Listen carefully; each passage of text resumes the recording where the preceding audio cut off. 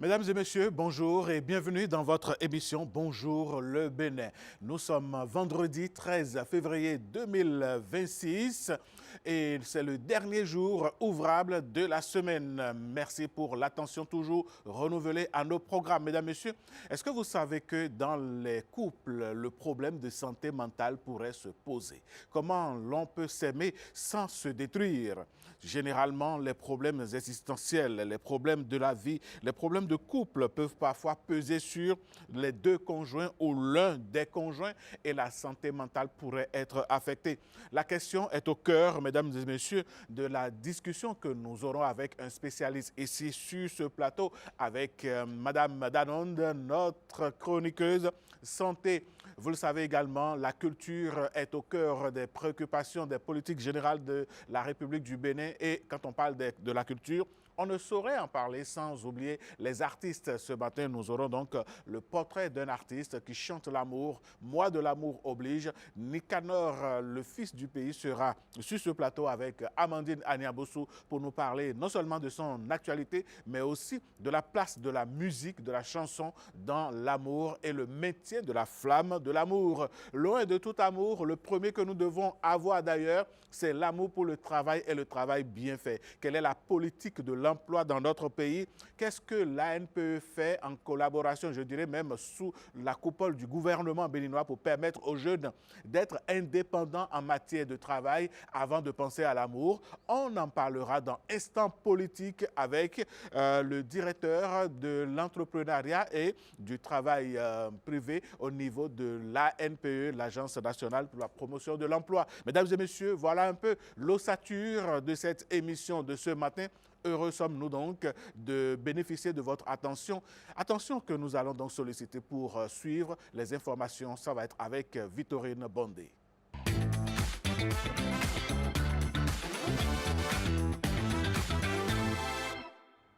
Bonjour à toutes, bonjour à tous. Démarrons par cette information en bref. Une nouvelle étape dans la visite au Bénin du directeur général des élections du Sénégal.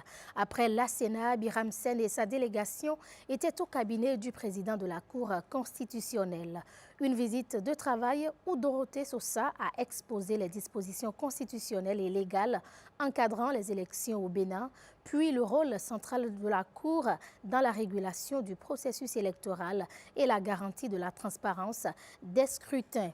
À l'issue des échanges, la délégation haute de Dorothée Sosa a exprimé sa satisfaction de cet apprentissage à l'école béninoise sur les bonnes pratiques électorales. Une interrogation à présent. Sous quel rythme va vibrer la 10e législature au Parlement? La nouvelle Assemblée observée à la loupe a comme chef d'orchestre Joseph Djogbenou, porté par ses pairs députés le 8 février dernier au Perchoir. Un nouvel homme pour une nouvelle présidence, mais quelle dynamique en vue? Style de commandement, priorité, rapport de force, et bien décryptage avec le Naïk Agbazaou et Castel Mehento. C'est une consécration pour le juriste de haut vol. Joseph Djogbenou est désormais hissé au perchoir. Le couronnement d'un parcours qui combine engagement citoyen et combat politique, auréolé d'un puissant background intellectuel. Président de la plus grande force politique de la mouvance présidentielle, au regard des différentes statistiques électorales, quel leadership politique pourrait incarner le tout nouveau président de l'Assemblée nationale du Bénin? Il sera un président rassembleur parce que quand vous voyez la configuration actuelle de notre Parlement, bon, c'est vrai que les opinions tendent à dire que c'est un Parlement monocolore, mais je dis faites attention parce que à l'intérieur même de ces deux partis qui soutiennent l'action du gouvernement, nous avons les SLD qu'il ne faut pas oublier parce que ce sont des gens qui sont partis de leur ancienne formation politique avec des convictions. Voilà un professionnel du domaine du droit qui vient maintenant dans un champ politique. Voilà un homme averti qui vient gérer une institution et qui va permettre à ce que l'efficacité puisse vraiment régir toute la production législative. L'avocat, enseignant de droit, ancien ministre de la Justice et ancien président de la Cour constitutionnelle, préside un Parlement qui s'installe dans un contexte particulier. Le contexte national est celui de l'actualisation, de la concrétisation des grandes réformes que le président Patrice Talon a inspiré, a conduit. Ça va être un mandat de continuité en termes de réformes politiques, puisqu'il a été un acteur majeur des réformes que nous avons connues sous la rupture. Et donc, j'estime que c'est un mandat de consolidation de ces réformes. Un travail qui devra se faire sous la conduite des débats parlementaires par l'homme de droit. D'une manière ou d'une autre, c'est le pays qui sera privilégié. C'est vrai que, à tort ou à raison, on estime que c'est un parlement où il n'y a que la même tendance, des gens qui soutiennent l'action du gouvernement. Mais l'action du gouvernement, d'abord, c'est le développement du pays. Tout le débat qui sera fait dans l'intérêt général du pays. L'une des particularités de cette représentation nationale est qu'elle est appelée à cohabiter juridiquement avec le Sénat. Nous sommes au début d'une nouvelle expérience institutionnelle. Il y a le Sénat qui aussi peut faire les relectures. C'est aussi un Sénat qui sera dans ses rôles pour participer au contrôle de l'action du gouvernement. L'ère Djogbenou s'ouvre à l'Assemblée nationale pour une durée de 7 ans. Une réforme majeure issue des derniers amendements constitutionnels. Autre actualité, depuis 2016, la gouvernance se durcit face à la corruption au Bénin. Tolérance zéro, mécanisme renforcé. Toutes ces mesures valent-elles une meilleure place au Bénin sur la carte mondiale de lutte contre la corruption? Eh bien, Transparency International a rendu publique l'édition 2025 de son bulletin de transparence. Que révèle ce thermomètre sévère de la gouvernance publique? Pour le Bénin, le secrétaire général du Haut-Commissariat à la prévention de la corruption est au micro de Françoise Insou et Fifame Salomé Atadeji. Ce que le Haut-Commissariat à la prévention de la corruption retient, c'est que le travail est fait, parce que 45 sur 100 dans ce classement, ce n'est pas négligeable. Quand bien même on aurait bien voulu voir nos efforts ou la réalité du terrain être matérialisée par 50 sur 100, 60 sur 100. Au Bénin, un travail est fait, un travail qui n'est pas totalement exprimé par ces 45 sur 100. Je ne partage pas les éléments qui permettent d'aboutir à cet indice. Il y a 13 sources, nous dit-on. Pour l'année 2025, sur ces 13 sources, il n'y a que 6 qui ont été exploitées. J'estime foncièrement qu'on mérite mieux. Et ce qui a été agrégé ne témoigne pas de toute la réalité au Bénin, que la corruption a reculé au Bénin. Ce qui prouve les chiffres, vous pouvez demander à l'ensemble des organismes autour du HCPC, CENTIF, CRIET, BEF, ainsi de suite, de vous communiquer les données. Dans un tout autre registre, un quotidien qui rappelle l'urgence d'agir. À Aglar-Lazunto, un point de collecte de déchets est objet de plainte des habitants.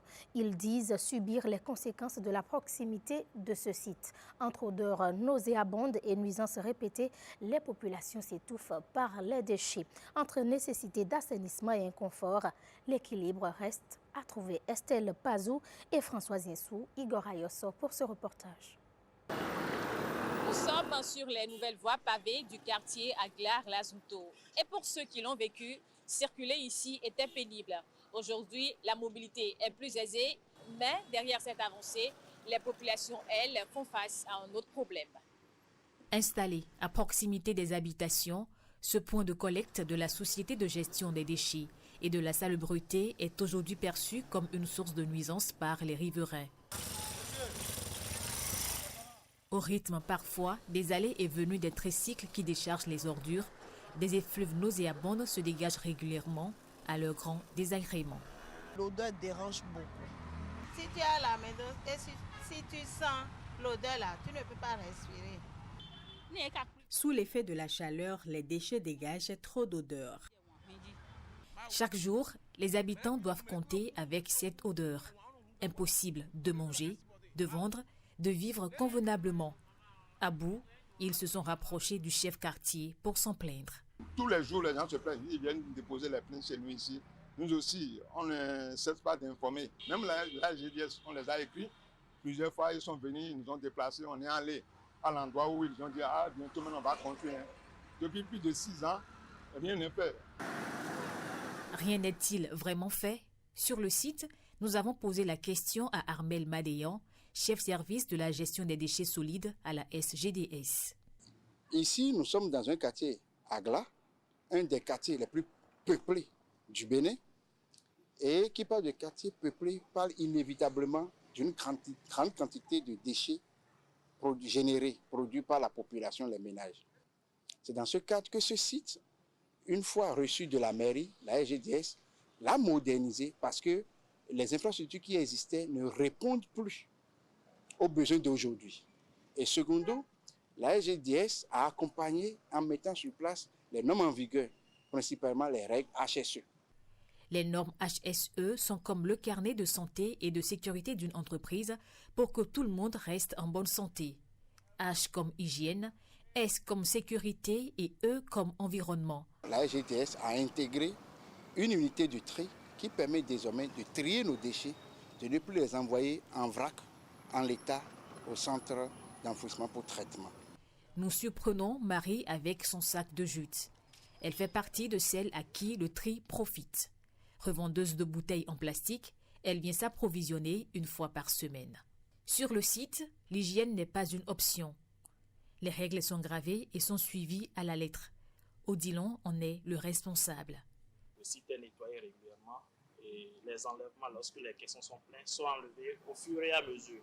D'où vient alors cette odeur et pourquoi les populations se plaignent-elles? Il y a un traitement phytosanitaire qui se fait de temps en temps pour atténuer ces odeurs-là et aussi chasser les rats et autres insectes qui vont se multiplier sur le point de regroupement.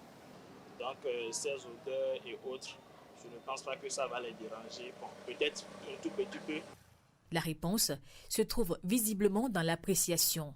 Le peu ici est diversement quantifié selon qu'on soit agent de la SGDS ou du voisinage du point de collecte. Et pour Armel, les raisons des plaintes des populations se trouvent aussi ailleurs. C'est un site aujourd'hui où l'urbanisation a rattrapé de plus belle. Chaque jour, aujourd'hui, il n'y avait pas la voie pavée. Nous avons la voie pavée aujourd'hui, ainsi de suite. Donc la population a rattrapé ce site aujourd'hui. Donc c'est tout à fait compréhensible le fait que la population commence par relever le fait que ce site les dérange. Le Conseil des ministres saisi a déjà acté la construction d'un nouveau site. Les travaux vont démarrer cette année. Nous voulons inviter la population à comprendre que nous ne ménagerons aucun effort pour continuer par moderniser, par assainir ce site. Entre les plaintes des populations et les dispositions annoncées par la SGDS, les habitants du quartier Aglar-Lazunto attendent désormais des actions concrètes sur le terrain. Voyons à présent ce challenge dénommé Mon sein en 180 secondes. Un concours qui vise à mobiliser la communauté universitaire du Bénin autour de la sensibilisation au cancer du sein à travers des performances artistiques fondées sur des données scientifiques. L'initiative est portée par le ministère de l'Enseignement supérieur et de la Recherche scientifique et l'Agence universitaire de la francophonie. Génial Afouda Monsi Agboka et Mathieu Sokenou pour ce reportage. Les candidats ont jusqu'au 8 mars pour postuler. Mon sein en 180 secondes est un concours d'expression orale et artistique qui invite les candidats à porter un message de sensibilisation au cancer du sein, le tout en 180 secondes. Ce concours encourage une approche interdisciplinaire intégrant les sciences médicales, les sciences sociales, l'économie de la santé et les politiques publiques.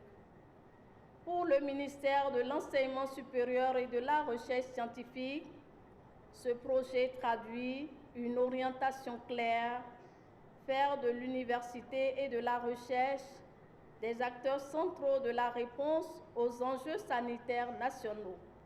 Le lancement de ce concours n'est pas un hasard. Il coïncide avec la Journée internationale des femmes et des filles de sciences. La Journée internationale des femmes et des filles de sciences met en lumière le rôle essentiel des femmes dans la recherche, où malheureusement, elle reste sous-représentée avec moins d'un tiers des chercheurs mondiaux et vise à promouvoir l'égalité des genres et l'accès des femmes au domaine scientifique. Diagnostiquer précocement le cancer du sein permet non seulement de gagner du temps sur la maladie, mais d'accorder de réelles chances de guérison à la patiente, mais également un traitement moins lourd pour une meilleure qualité de vie. Chers apprenants, dès ce soir, nous vous identifions comme de véritables pionniers, de véritables leaders en matière de sensibilisation. À l'issue de ce concours, 3 prix du jury et 1 prix du public vont être décernés. Parlons sécurité à présent. Le Bénin muscle son bouclier face aux menaces sécuritaires modernes avec l'appui stratégique de la Chine, des moyens roulants et des équipements spécifiques à la police républicaine pour lutter contre l'insécurité. Cet appui s'inscrit dans le cadre de la coopération bilatérale, pilier de la politique chinoise au Bénin. Les détails avec Renaud Akakpo et François Zinsou. L'Empire du Milieu a mis à la disposition du Bénin un important lot de matériel pour renforcer le dispositif sécuritaire à l'échelle du pays. C'est sur l'ancienne base des CRS 6 à Zogbo que le ministre de l'Intérieur et de la Sécurité publique est venu réceptionner ces véhicules pick-up. Une vingtaine au total pour renforcer les capacités opérationnelles de la police républicaine. Ces moyens roulants sont doublés de matériel logistique pour un montant évalué à environ 1,5 milliard de francs CFA. Le lot de batteries comprend des équipements de protection individuelle, des batteries de communication, des équipements pour le déminage et aussi le repos pour désactiver les explosifs. L'occasion a été saisie par le ministre Alassane Seydou pour saluer les retombées d'un partenariat gagnant-gagnant. Il est un secret de polichinelle que la République populaire de Chine constitue pour le Bénin un partenaire stratégique de premier plan. Les matériels roulants et équipements en constituent le témoignage éloquent. Ces matériels roulants et équipements donneront sans nul doute un souffle supplémentaire à la police républicaine. Ce don vient allonger la liste des appuis chinois au secteur de la sécurité intérieure au Bénin. Cette cérémonie s'est refermée sur la signature par les deux parties des documents qui consacrent cet acte de donation. Et ici à Cotonou, les EIA Games entrent dans leur phase finale. Compétition, rêve, fierté, la finale promet un spectacle total. Le manager du centre EIA était l'invité du 20h hier. Voici l'essentiel à retenir. Il y a 2 points très importants en EIA Games qu'il fallait vraiment apporter, à savoir la partie compétitive, permettre aux jeunes sportifs béninois qui font du sport au quotidien, de la musculation, du fitness, d'être mis en valeur, et puis permettre aussi au grand public de participer au village sportif qui est toujours à chaque fois mis côte à côte de la compétition. Le message principal, c'est autour du travail. Ce qu'on montre avec cette compétition, c'est que par le travail, on peut venir au sport de haut niveau. C'est quelque chose qui est vraiment important parce que lorsqu'on regarde le niveau de EIA Games à la première édition et le niveau qu'on va avoir à la 4e, ça a vraiment augmenté. Qu'est-ce qui a changé ? Les athlètes se sont beaucoup entraînés et puis nous aussi, on a augmenté les exercices, augmenté la difficulté de façon à pouvoir justement avoir une compétition à la hauteur de leur entraînement. 2 choses attendent les spectateurs. D'abord, une compétition incroyable avec des athlètes hommes et femmes d'un niveau incroyable. Et puis, de l'autre côté, un village sportif où les spectateurs, les familles peuvent venir et s'essayer à plusieurs sports. Il y a 40 hommes et 20 femmes. Parmi les 40 hommes, 20 étaient qualifiés d'office puisque c'était les 20 meilleurs de l'année passée. Et les 20 autres ont dû passer par des sélections. On a eu 150 personnes en présélection. On a pris les 20 plus forts et donc on a nos 40 hommes. Et pour les femmes, c'est le même fonctionnement. La cagnotte de 10 millions. Le premier repart avec une plus grosse cagnotte, mais tout le monde repart avec quelque chose. Venez à cette compétition, venez voir cet événement parce que c'est du sport à l'état pur, à l'état brut avec des athlètes complets, surentraînés. Il y a vraiment des moments de loisirs et pour les familles, pour tous les niveaux, pour les femmes, les hommes, les adultes et les enfants. Et ça commence à 10h pour prendre fin à 18h. Exactement. Toujours en sport, les Amazones U20 affrontent leurs homologues égyptiennes aujourd'hui à Lomé à 16h dans le cadre de la manche retour du 3e tour des éliminatoires de la Coupe du Monde de leur catégorie. Devant les médias, le staff technique et les joueuses déclarent être prêts pour chercher la qualification. Ils sont au micro de Igor Ayosso et William Bassabi.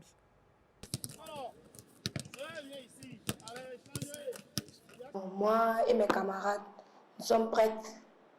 Depuis le retour de l'Égypte, on a continué dans les travaux avec le coach. On a bien travaillé toute la semaine, avec beaucoup de sérénité. Nous savons ce que nous avons à faire. C'est vrai que le match aller, il s'est très bien passé, mais il fallait l'oublier très vite. Donc pour moi, déjà, à partir de samedi, c'était oublié. On était focus sur ce match de demain et on a hâte d'y être. Très souvent, il y a une phrase ballot qui dit qu'on ne change pas l'équipe qui gagne. Je n'ai pas envie de dire qu'on ne changera pas. Mais comme je disais tout à l'heure, on va se réadapter. D'accord. Donc,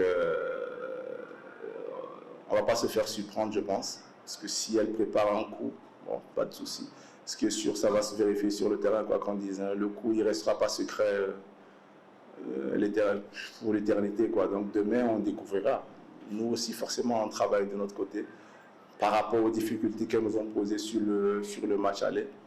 Et demain, on verra bien sur le terrain ce que ça donnera des deux côtés. Vous savez, on peut partir avec des certitudes et se rendre compte quand même parfois que c'est pas forcément ce qu'il fallait. Donc, personnellement, je ne m'attarde pas trop sur l'équipe égyptienne.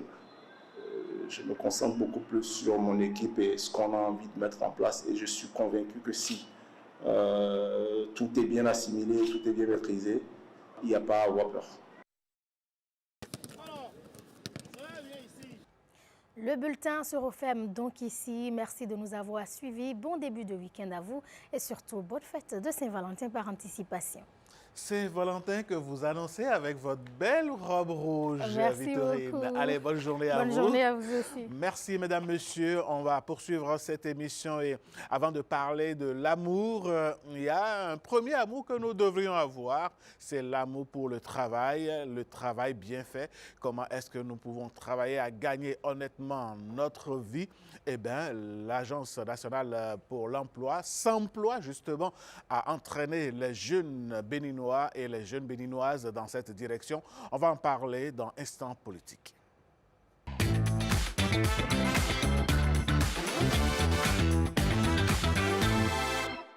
La politique gouverne également l'emploi et gouverne l'économie et ce matin, il s'agira d'emploi et nous recevons ici le directeur de l'entrepreneuriat et de l'emploi indépendant de l'ANPE, Monsieur Marcel Afouda. Bonjour. Bonjour, monsieur. Merci d'avoir répondu à notre invitation. C'est nous qui vous remercions pour l'opportunité que vous donnez à l'ANPE de communiquer avec les jeunes. Alors justement, au niveau de l'ANPE, il y a eu le programme, sinon il y a le programme Azoli, oui. Et ce programme qui initie ce que vous appelez le Business Development Service. Qu'est-ce que c'est? En fait, le Business Development Service, c'est un programme pour accompagner les entrepreneurs qui ont du potentiel. Il y avait un projet, le projet Emploi Jeune, qui accompagnait un certain nombre de jeunes. Et puis le programme Azoli, qui est venu accompagner aussi. Parmi ces personnes, il y a des gens qui ont du potentiel, qui ont amélioré leur activité avec de petits financements. Ils ont commencé par faire de la croissance. Donc, il fallait améliorer leur potentiel pour qu'ils deviennent de véritables entrepreneurs. C'est pourquoi on a parlé de Business Development Service, le développement des affaires. Les accompagner à améliorer leur potentiel, à être de véritables entrepreneurs pour absorber ceux qui n'ont pas eu la chance d'évoluer comme eux. Alors, M. Afouda, quelle est la cible principale du Business Development Service? La cible principale, c'est des jeunes de 18 à 30 ans. Et pour le programme Azoli, mais pour les autres, on a dépassé légèrement. 30 ans, on est allé jusqu'à 40 parce que c'est les gens qui avaient déjà eu le financement pour le premier programme. Donc, par rapport à leur âge, il est normal que ça dépasse légèrement ce que prend en compte Azoli. Alors, Quand on parle de l'entrepreneuriat au Bénin, avec votre expérience au niveau de l'ANPE, comment voyez-vous ces jeunes qui s'engagent dans l'entrepreneuriat, dans l'emploi indépendant? Est-ce qu'ils réussissent toujours? Et sinon, quels sont les freins qu'ils rencontrent parfois? Merci. Et en fait, l'entrepreneuriat au Bénin pose problème. Ça pose problème tout simplement parce que notre culture n'est pas une culture entrepreneuriale. Je dirais que notre culture est une culture entrepreneuriale qu'on a abandonnée. Parce que quand on veut identifier une famille au Bénin, rien qu'à partir de son nom de famille, on peut savoir quelle activité met cette famille. Mais avec le contact et avec les autres civilisations ou bien l'Occident, on a pensé que l'emploi salarié pouvait nous sortir de l'ornière. Certes, en ce temps-là, c'était bien facile parce qu'il y avait très peu de cadres. Et ce qui permettait que quand les cadres, à peine ils finissaient, avaient du boulot. Mais avec la croissance démographique, les données ont changé. Et nous, on a déjà abandonné nos habitudes traditionnelles, sinon ancestrales, parce que chaque famille, nos grands-parents faisaient de l'entrepreneuriat. Les plus grands entrepreneurs au monde, il y en a en Afrique. Donc, on a abandonné et pensant que l'emploi salarié va nous sauver. Or, aujourd'hui, il se trouve qu'il y a peu d'emplois et beaucoup de demandes. Donc, il faut retourner à nos bases. Nos bases, c'est ce que nous savons faire depuis. Or, par rapport à notre culture, le fait qu'on ait pensé qu'avec l'emploi salarié, on allait avoir du boulot, le mental n'a pas véritablement changé. Aujourd'hui, au niveau de la NPE, nous développons des compétences pour permettre à ces jeunes de se faire confiance et d'avancer dans la création d'entreprises. C'est souvent difficile, mais on y arrive. Si une vingtaine sont accompagnés et qu'on peut avoir 5, c'est-à-dire qu'on a réussi parce qu'on est sûr que les 15 autres seront absorbés par les 5 qui ont réussi.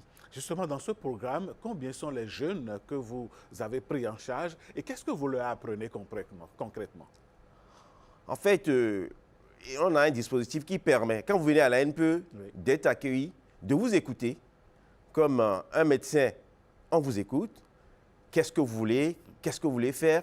Et à travers un certain nombre de questionnaires, on peut savoir quelles sont vos aspirations. Est-ce que vous aspirez pour l'emploi salarié ou bien l'emploi indépendant? Et quand vous aspirez pour l'emploi indépendant, on a des outils pour vous accompagner. Autrefois, on avait utilisé les documents du Bureau international du travail, du BIT-GERM, mais on a constaté que l'impact n'a pas été réel. L'impact n'a pas été réel. Pourquoi? Parce que les consultants que nous prenions, ils pouvaient quitter Cotonou, aller former quelqu'un à Nati Tengou, il finit sa formation, il s'en va. Il n'a pas une obligation de résultat. Du coup, le suivi de ce jeune-là nous pose problème. Et quelle solution nous avons trouvée? Nous avons trouvé que si nos conseillers en emploi, qui sont en contact au quotidien avec ces jeunes, les accompagner, on aura du répondant. On aura du répondant parce que le jeune qui a monté un projet, qui a un problème particulier, ne peut pas appeler Cotonou pour voir le consultant, mais il peut se rapprocher du conseiller en emploi qui est à proximité. C'est une forme délocalisée de l'affaire en réalité. Tout à fait. Parce que le conseiller en emploi qui est dans sa localité, il peut se lever de chez lui pour aller le voir et lui, il a l'obligation de résultat. Combien de personnes il a accompagné, comment il a accompagné, quels sont les outils qu'il a mis à sa disposition pour permettre à ce jeune-là de se sentir accompagné, de se sentir et le bénéfice de la NPE. Justement, vous parlez de bénéfices. Vous envoyez les jeunes dans les entreprises. Quel est l'impact du Business Development Service au niveau des entreprises bénéficiaires? En fait, par rapport au Business Development Service, nous ne voyons pas, c'est dans le cadre de l'emploi salarié que nous avons les jeunes pour s'améliorer. Mais néanmoins, quand nous avons un autre programme qui est le programme d'insertion par l'emploi indépendant que nous avons institué TIPI, Technique d'insertion par l'emploi indépendant, qui permet à un jeune qui a une idée d'entreprise de bénéficier d'une formation d'accompagnement, comment gérer son entreprise. Et du coup, après cette formation, on l'envoie en stade d'immersion pour que l'activité qu'il a choisie, qu'il puisse savoir, est-ce que par rapport à cette activité, j'ai les aptitudes? Parce qu'en se confrontant à la réalité de son activité, il se rend compte de ses imperfections et des améliorations éventuelles qu'il peut apporter pour être apte sur le marché du travail afin de monter son entreprise. Du haut de votre expérience, M. Afouda, quelles, selon vous, sont les clés de voûte pour les jeunes surtout, pour réussir dans l'entrepreneuriat et l'emploi indépendant? Pour réussir en entrepreneuriat aujourd'hui, c'est qu'il faut avoir un mental. Et je crois que le maître mot, c'est une théorie qui est développée, qui est la théorie de 10 000 heures. La théorie de 10 000 heures, bien la théorie des 7 ans, c'est que quand vous créez une entreprise, les 2 premières années, l'entreprise flotte.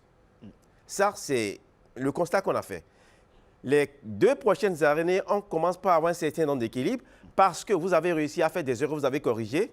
Et après ça, à partir de la 5e année, vous faites de l'équilibre. Quand vous faites de l'équilibre, à partir de la 5e, 6e année, vous devenez une entreprise viable. Or, qu'est-ce que nous constatons?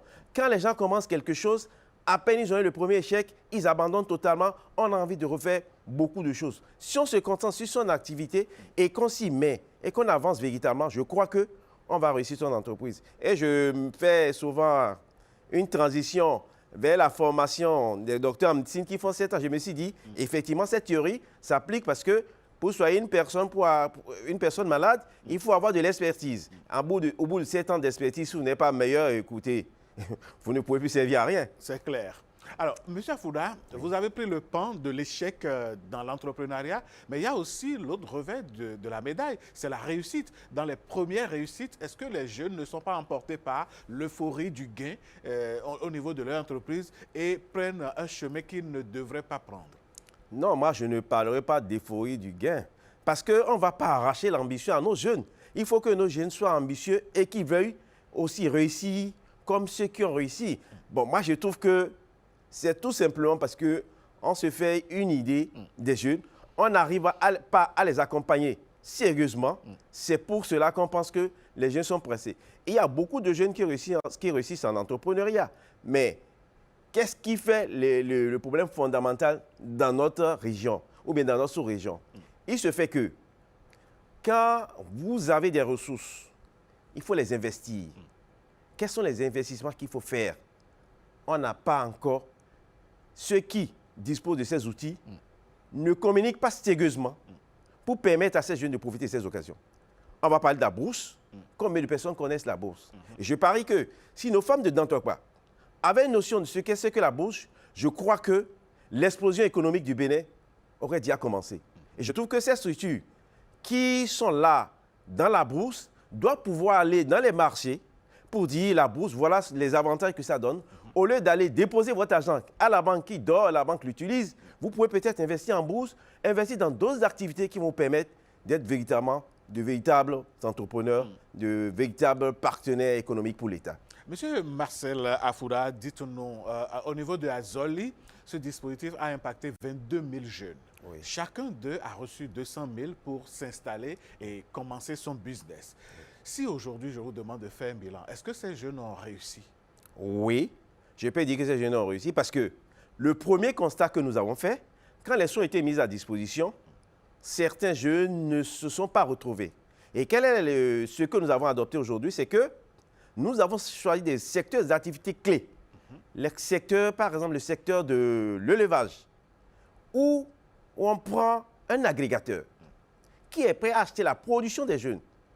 On les accompagne, on leur donne la formation nécessaire et quand ils produisent sur ces agrégateurs-là, qui récupèrent pour vendre. Le marché est donc disponible. Le marché est donc disponible. Et ça, c'est dans le domaine agricole, ça? Bon, c'est pour permettre à ces jeunes-là de se faire confiance parce que si on veut que les jeunes aillent à l'auto-emploi, il faut des exemples de réussite pour les inciter. Les gens n'ont pas réussi et vous voulez que j'y aille. Pourquoi? Qu'est-ce qui me prouve que je vais réussir? Or, si avec ces agrégateurs, ces jeunes ont réussi à se faire une place au soleil, ça va aider certains jeunes à dire que oui, il y a de l'espoir, moi-même je vais m'y mettre. D'accord. Alors, monsieur Afouda, dites-moi, le jeune béninois qui nous écoute en ce moment, la jeune béninoise qui nous écoute en ce moment précis, qu'est-ce que vous avez envie de lui dire? Comment est-ce qu'il peut faire ou comment elle peut faire justement pour bénéficier de votre programme? En fait, pour bénéficier de notre programme, je dirais qu'il faut chercher l'information. Je suis parfois surpris quand on me demande où est-ce que tu travailles, je dis je travaille à l'ANP, les gens, c'est quoi? Oui, ils ne comprennent pas. Vous faites quoi là-bas? Vous faites quoi là-bas? C'est un dispositif public, c'est le service public d'emploi. Et c'est pourquoi aujourd'hui, nous avons décidé de communiquer véritablement avec les universités. Nous avons des programmes de formation ou bien des champs d'information avec les universités pour leur permettre de comprendre les opportunités qu'il y a à venir à l'Agence nationale pour l'emploi, à s'inscrire sur le site de l'ANPE pour bénéficier des services de l'ANPE, tant sur l'emploi salarié que l'auto-emploi. Et il faut noter que l'ANPE aujourd'hui, c'est totalement décentralisé et vous êtes présent dans les mairies. Tout à fait. En fait, l'ANPE aujourd'hui, c'est 14 antennes. Au niveau des anciens départements, il y a chaque antenne. Et à la GIDZ, qui est notre partenaire potentiel, où il y a beaucoup de jeunes qui voient l'emploi salarié, il y a une nouvelle antenne qui est créée. Aujourd'hui, nous avons 14 antennes. Et en dehors des antennes, nous avons des unités locales de promotion de l'emploi qui sont au niveau des mairies. C'est donc dire que l'information à l'ANPE, ce n'est pas seulement au niveau des départements, c'est au niveau local avec les communautés. Donc, je vais demander aux maires qui sont installés et qui s'installent à véritablement coopérer avec la NPE. Les anciens le font déjà, à véritablement travailler avec la NPE pour être les fers de lance de l'émergence du potentiel entrepreneurial et de l'emploi en général au niveau de leur localité. Et surtout d'impacter les jeunes. Et parlant justement d'impacter les jeunes, je voudrais vous proposer et proposer aux téléspectateurs de suivre ce reportage que nous avons réalisé avec une jeune dame, une jeune fille qui était destinée à autre chose et que l'ANPE a sauvé, je vais dire, en griffe à travers le projet Azoli. C'est une jeune compatriote Peul qui a décidé de tenter son aventure en brisant totalement les codes. Mesdames et messieurs, quand les codes sont brisés dans la communauté, c'est que le jeune trouve l'espace pour s'éclore. Je vais donc vous laisser suivre ce reportage. Les bénéficiaires du programme Azoli forment une mosaïque de profils. Dans cette mosaïque, on rencontre des exemples de résilience, d'audace, des pelles rares. Je suis opérative à BTS, précisément à Spinu. Belko refuse de suivre la voie toute tracée à laquelle elle sait être destinée. Son choix n'est pas banal. Il est même exceptionnel avec beaucoup de courage. Les Peuls sont appelés à se marier très tôt, à transformer le lait en fromage, suivre les bœufs, c'est-à-dire de se promener de région en région. Et même des fois, vous allez voir les petites filles Peuls, à l'âge de 17 ans, 15 ans, sont déjà, si ce n'est pas l'enfant au dos, vous allez voir cette grossesse qui est devant. Mais moi, j'ai eu la chance de mettre pied à l'école. Je remercie mes deux parents, ils m'ont mis à l'école, mais à un moment donné, cela n'a pas été facile. Pour eux, je devais juste comprendre le français et les dit non. Mes parents ne savaient même pas. Moi, je suis juste rentrée, ils disent je pars. Ils disent je pars où encore. Moi, je suis là, au lieu de vite me marier, eux, ils pensaient que je vais les amener un mari pour les présenter. Et je dis encore, je vais encore aller.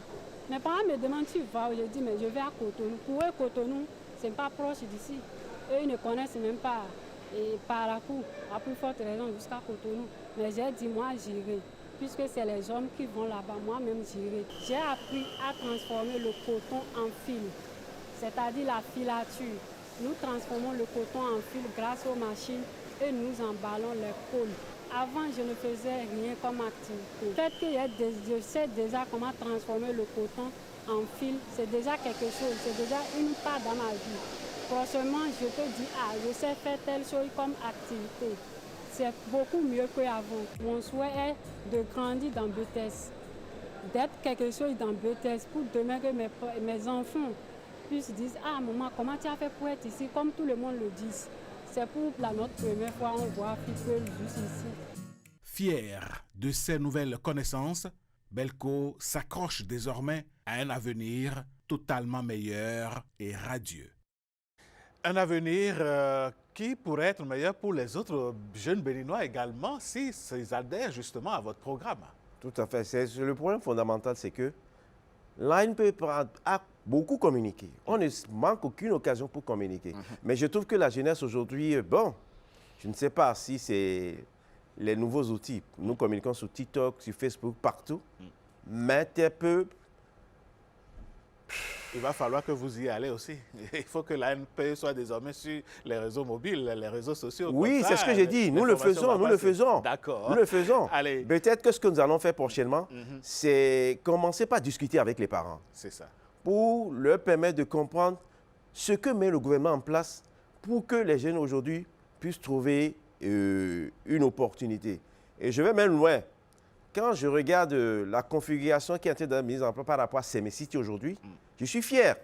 Parce que quand je regarde la Silicon Valley et je regarde Semicity, je trouve qu'il y a de l'espoir. C'est ça. Parce que aujourd'hui, c'est les deux géants, les États-Unis et la Chine qui se discutent. Ça veut dire que le Bénin est en train de se faire une place. Bientôt, nous allons vendre des compétences comme sur le Mercato où on vend des joueurs. Ça va aussi venir au Bénin. C'est une fierté. Tout à fait. Allez, monsieur Marcel Afouda, cet entretien tire à sa fin. Si vous avez un message pointu pour les jeunes ce matin, que leur direz-vous en guise de conclusion?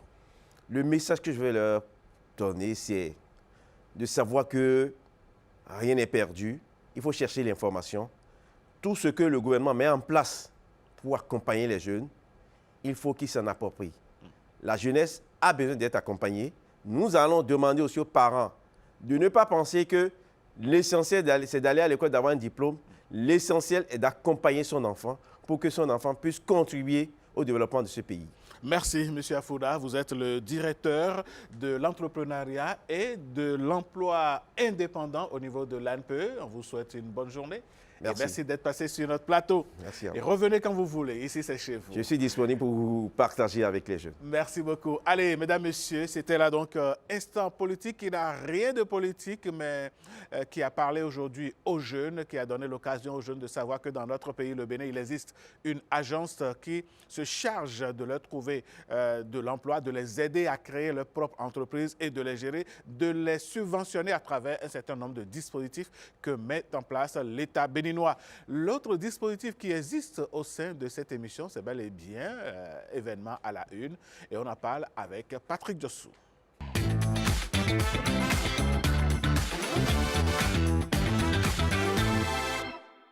Événement à la une, Patrick est déjà à mes côtés. Patrick, bonjour. Oui, bonjour Alain. Comment ça va? Très bien, par la grâce de Dieu. Nous sommes le 13 février, veille de la Saint-Valentin, oui. Mais qui est aujourd'hui une journée très importante pour nous, hommes de médias, hommes de radio. C'est une journée très importante, c'est la journée mondiale de la radio. Une journée qui a été instituée en 2011, en 2012. Et on est à la 9e édition cette fois-ci. Une édition qui va nous permettre à Radio Bénin de découvrir tout ce qu'il y a comme organisation autour de la radio. Mais on ne va pas en parler, nous sommes juste des porte-voix ou des porte-paroles de ce qui va se passer. Celui qui va en parler, c'est le directeur même des programmes de Radio Bénin. Il est avec nous, Gilles Odilon Yakoubou. Bonjour. Bonjour, bonjour à tous, bonjour Patrick, bonjour Alain. C'est un bonheur pour moi d'être avec vous aujourd'hui. Eh oui, nous sommes heureux de vous accueillir sur ce plateau. Merci beaucoup. Vous n'êtes pas un inconnu de la télé, même si vous êtes radio. Oui, je ne suis pas un inconnu de la télé, c'est vrai. Monsieur Plateau ne me connaît pas, j'avoue. Et c'est avec beaucoup de bonheur que je me retrouve ici aujourd'hui. Merci beaucoup. Alors Gilles Odilon Yakoubou, quand on parle de la journée mondiale de la radio, qu'est-ce que c'est?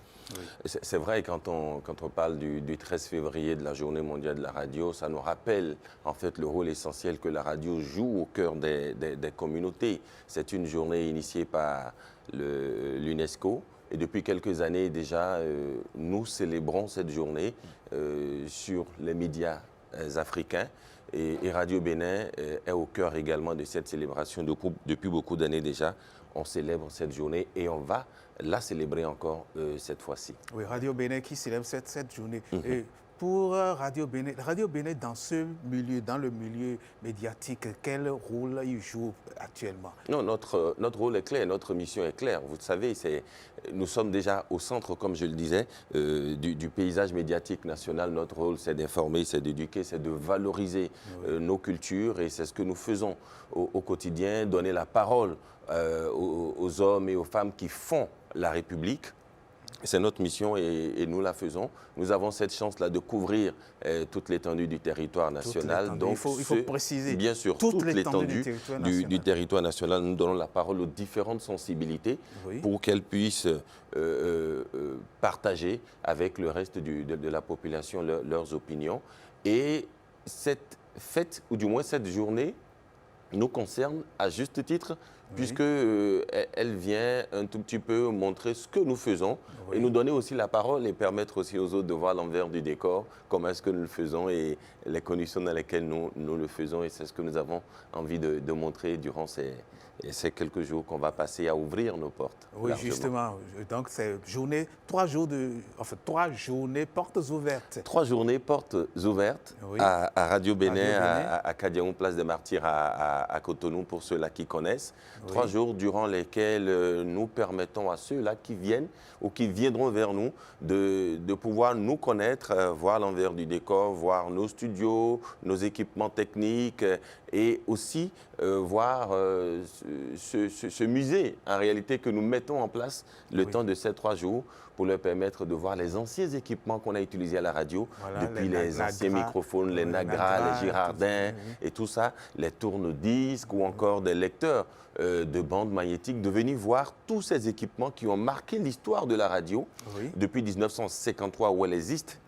Ici au Bénin, de venir voir tous ces équipements-là, de venir écouter des anciennes voix de la radio qui ont disparu, avouons-le, des voix qui aujourd'hui nous n'entendons plus parce que ces personnalités n'existent plus, ne vivent plus, mais ces voix-là sont restées. C'est d'ailleurs le rôle de la radio de conserver la mémoire, de conserver nos archives, et on aura l'occasion de leur faire voir tout ça et de leur faire écouter ces voix-là. Et durant ces 3 jours, ils auront aussi l'occasion de parler à la radio, de faire de la radio, parce qu'en réalité, tout le monde peut faire de la radio. Et s'ils ont envie de faire leur premier pas à la radio, ça va être l'occasion durant ces 3 jours-là. De feu, pour ne pas dire un baptême de micro. Un baptême de micro, puisque s'ils ont envie, ils peuvent venir. On va leur donner la parole, puisque nous avons pour mission de donner la parole. Et justement, les 3 jours, ça va être 3 jours de programme spécifiques sur nos antennes également. Oui, programme spécifique. Est-ce qu'on peut avoir une petite idée de cette spécificité du programme? Oui, nos antennes seront particulièrement animées ces 3 jours. Il y aura des émissions débats. On va ramener à l'antenne des anciennes voix qui vivent toujours, qui sont peut-être à la retraite, qui vont revenir au micro pour donner un peu l'envie et pour rappeler beaucoup de choses à ces personnes qui ont vécu la radio d'antan.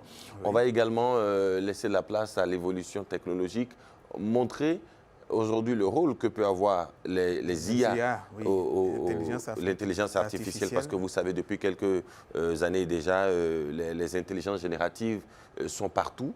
Et quand je dis partout, même dans le domaine de la radio, comment nous allons vivre désormais notre radio avec ces intelligences artificielles, on va en parler au cours de nos différentes émissions à la radio. L'idée est simple, célébrer la mémoire, valoriser le présent et projeter l'avenir de la radio, justement avec les intelligences artificielles. Parlant justement d'évolution et surtout de ce musée, les téléspectateurs, enfin, les auditeurs qui rendront visite à la radio vont se rendre compte que dans les premiers équipements, un enregistreur pèse par exemple 15 kilos. Oui, l'enregistreur Nagra, par excellence, il est lourd, il est gros, il pèse jusqu'à 15 kilos. Et le technicien d'antan, il avait à l'épaule. Et pour la petite anecdote, on a longtemps rigolé en disant que s'il y a certains techniciens pour qui la démarche a changé, c'était à cause du Nagra. À cause du Nagra, parce que le Nagra pèse d'un côté. Et voilà, ils sont obligés de marcher penché. Voilà. Et justement, vous savez, on est parti de ce Nagra qui pèse autant vers un enregistreur aussi petit. 5 grammes, 10 grammes. 5 grammes, 10 grammes, qu'on se demande demain, ça va ressembler à quoi l'enregistreur de demain? Et ces questions, on va se les poser sur les différentes émissions que nous aurons à faire durant ces 3 jours, du 13 au 15 février 2026. Ça va se passer à Kadiaou, place du Souvenir. Radio Bénin est là-bas.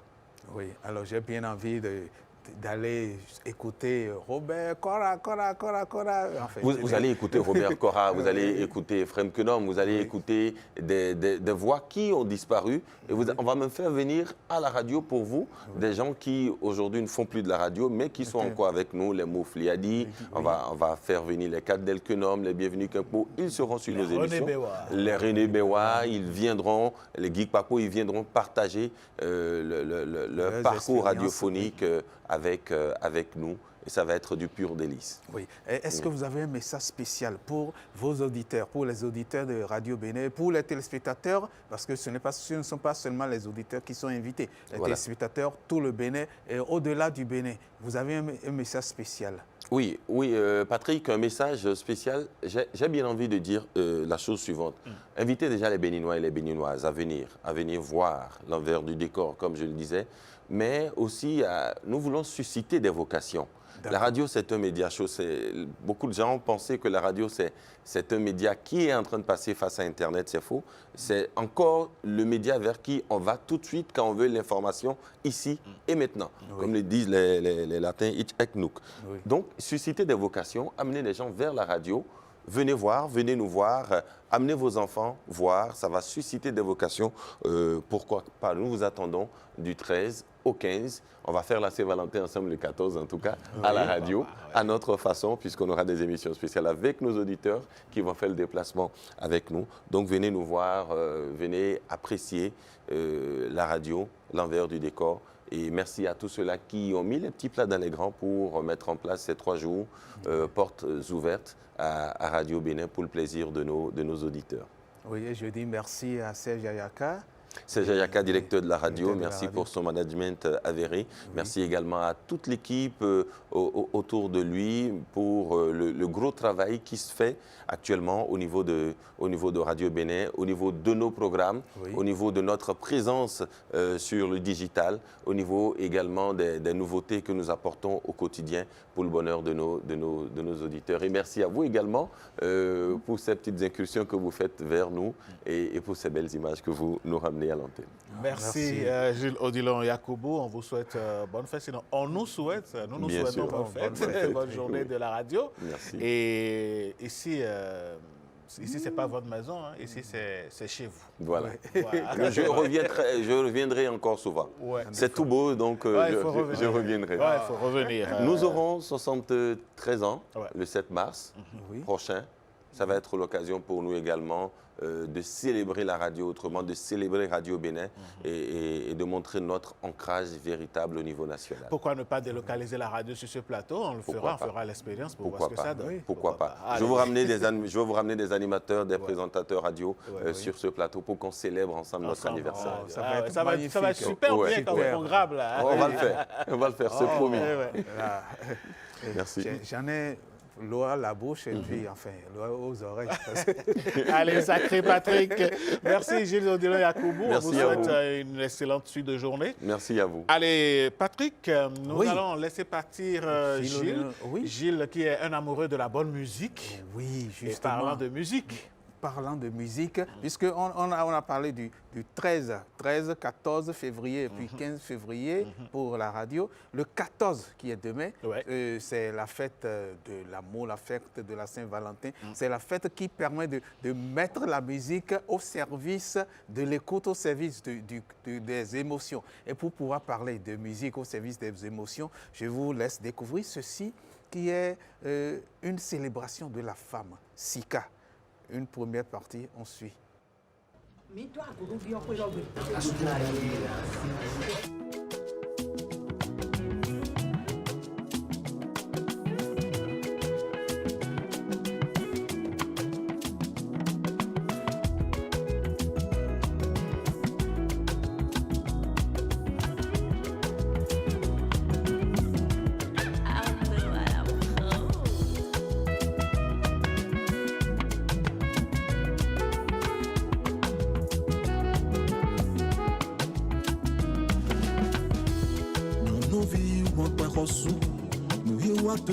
Jekame nyonuvi nyonu elo nyonuvi wakpe khosu ayo wakpe boto yeyi woyombo winu khomesu no si sotole no jeweloko zoni towe no jekame medebu mowe no jinuwe wakpe hinyo towe sewe nawe tonu wechiwe yiwe loko nyonuvi nyonu khosu je veux chanter ta beauté. Mélange handa gbelo na pawe do we me vo pe me na fe do we hutu pe me na fa majomito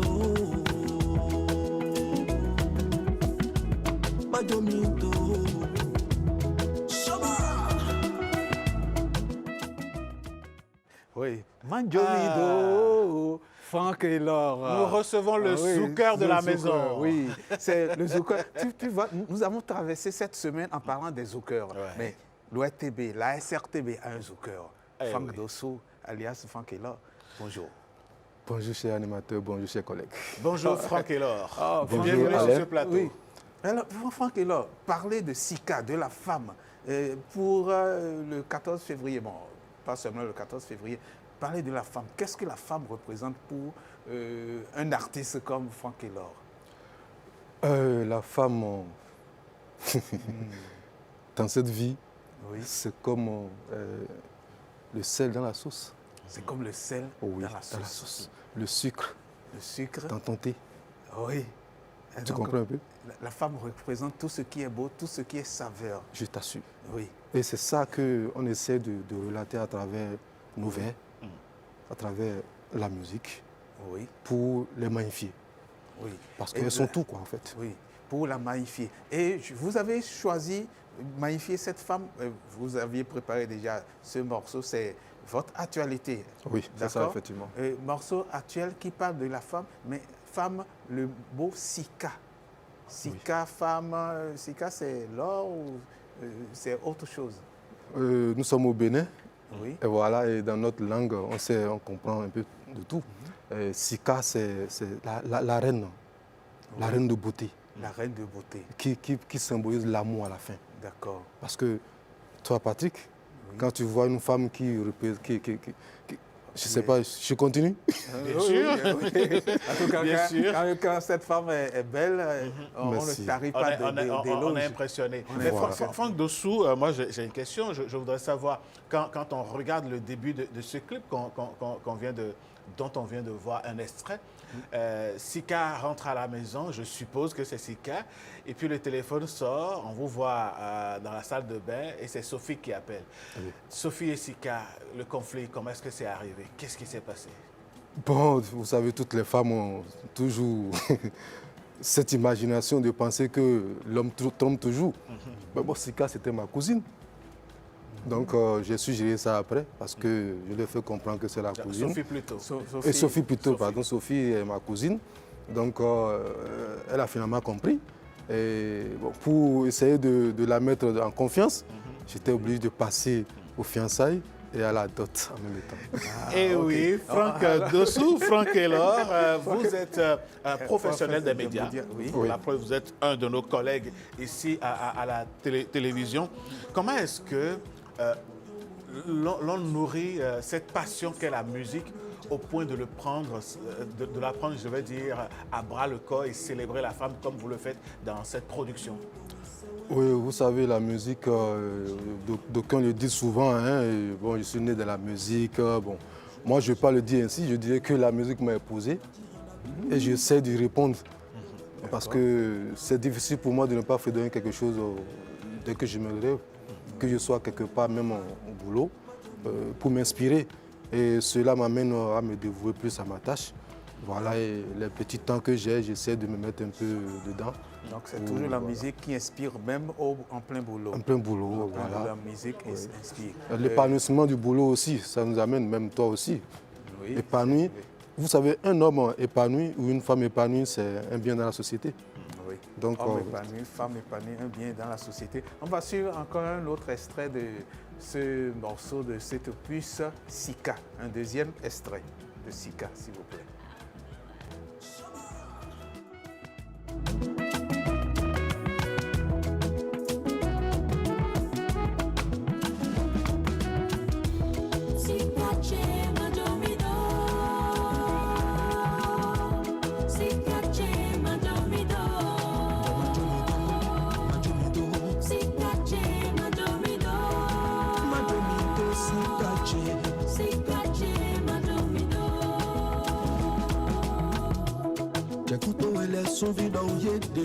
Sampele do basatu Dono wechi welo Makondo pe no fa Ahosi asupa wenumi Musisi de misi Dosi agosi sesi Afiavi weyi Ifame ajoyaba Homisi dagwe wenumi si Konuma mana hayipoto jihada belo na pawe do wa me vo gba me na fe do wa udu gba me na fa majomito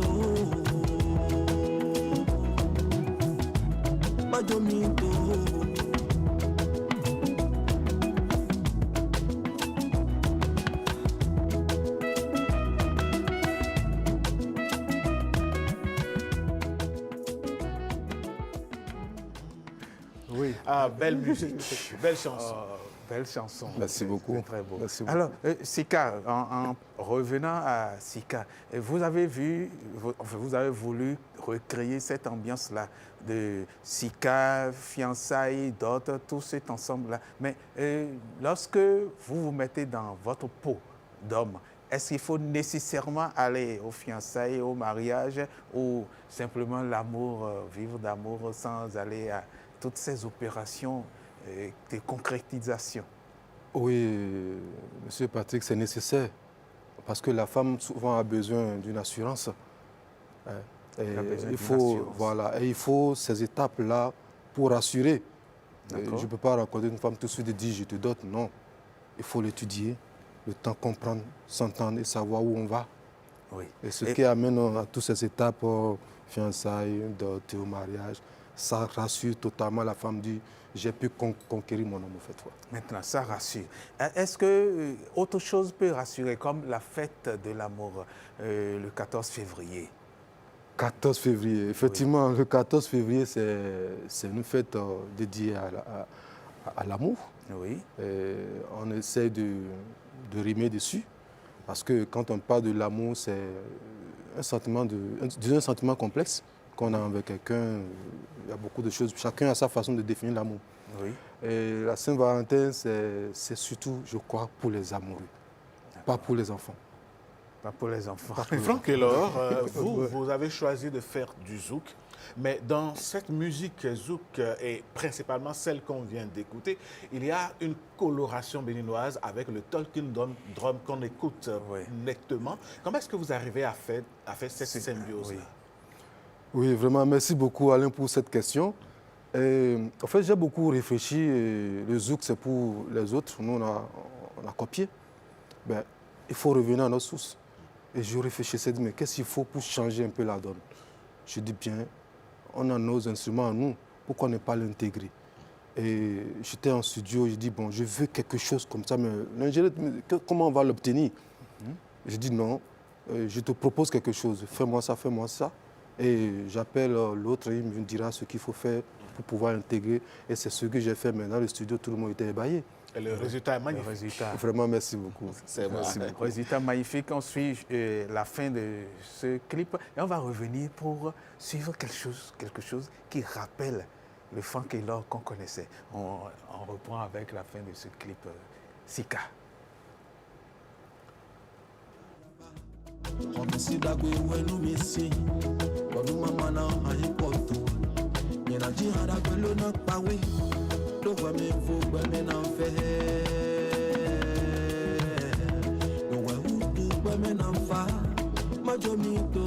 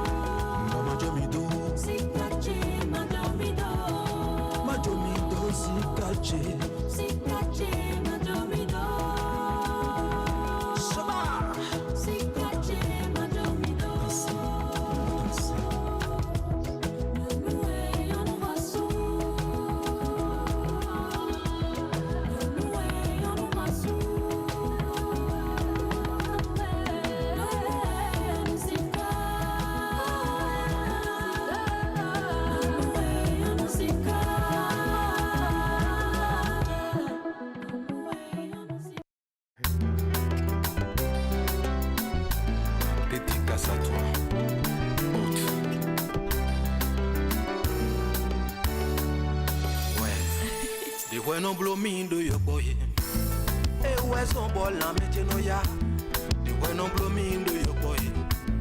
On veut non plomindo non vie. De ouais non plomindo yo boy. Et ouais son bol la métier no ya. De ouais non plomindo yo boy. Sois ma captive, mon idéal, mon coup de foot de tous les jours, mon éventail pour m'essouffler.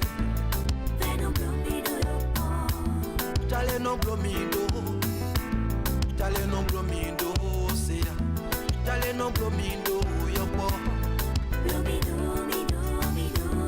J'allais non blomido, j'allais non blomido, c'est j'allais non blomido, yopo.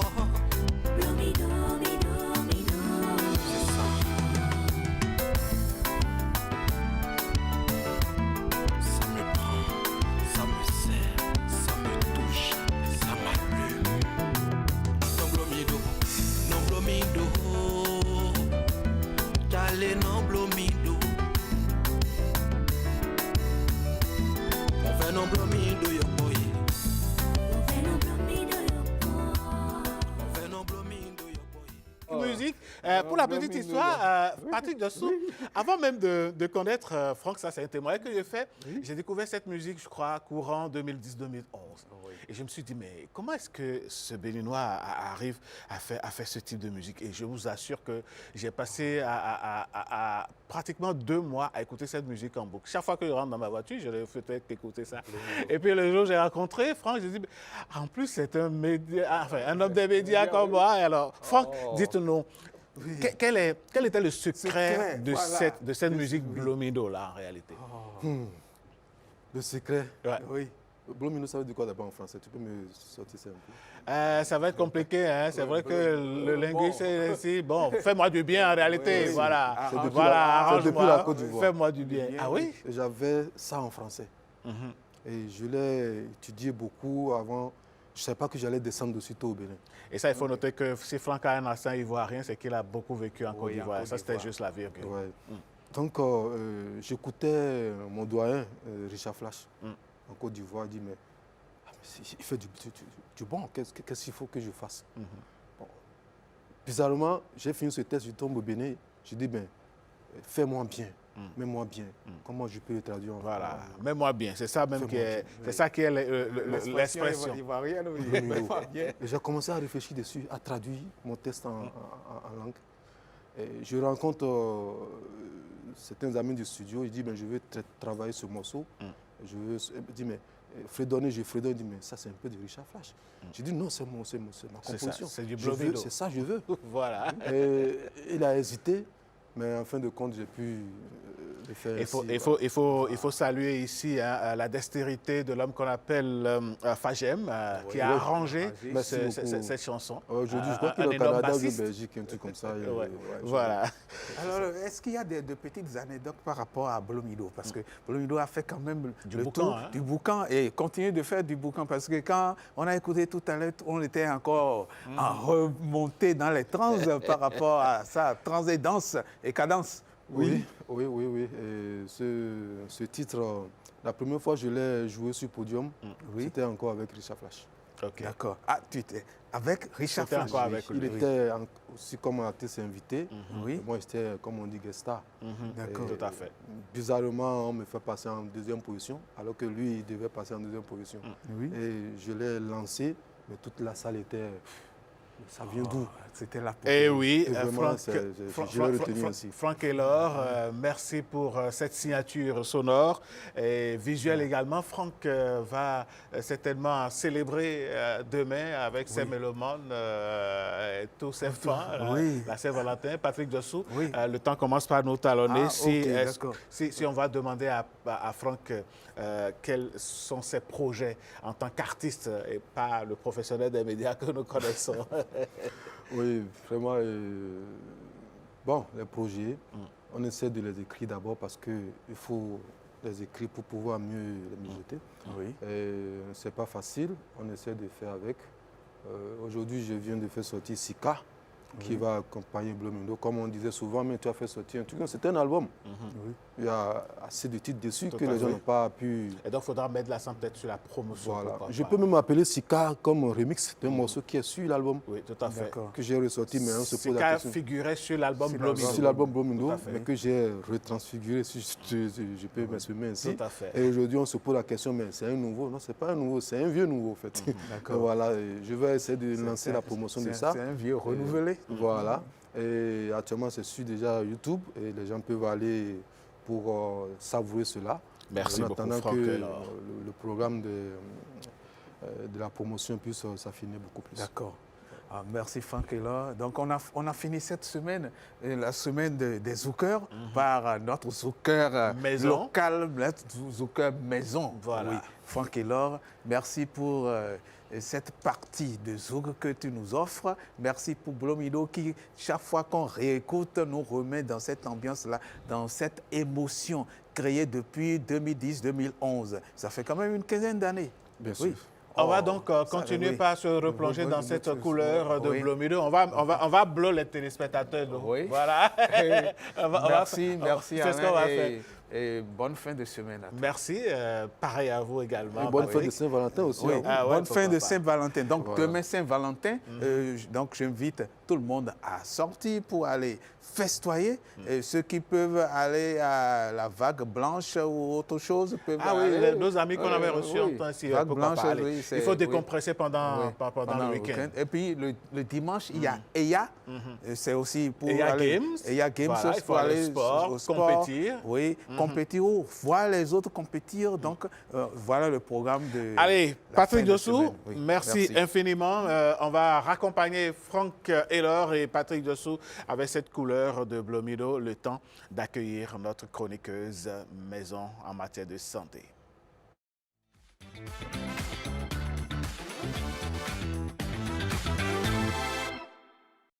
Santé, la santé mentale en question dans les couples, l'un comme l'autre pourrait en être victime.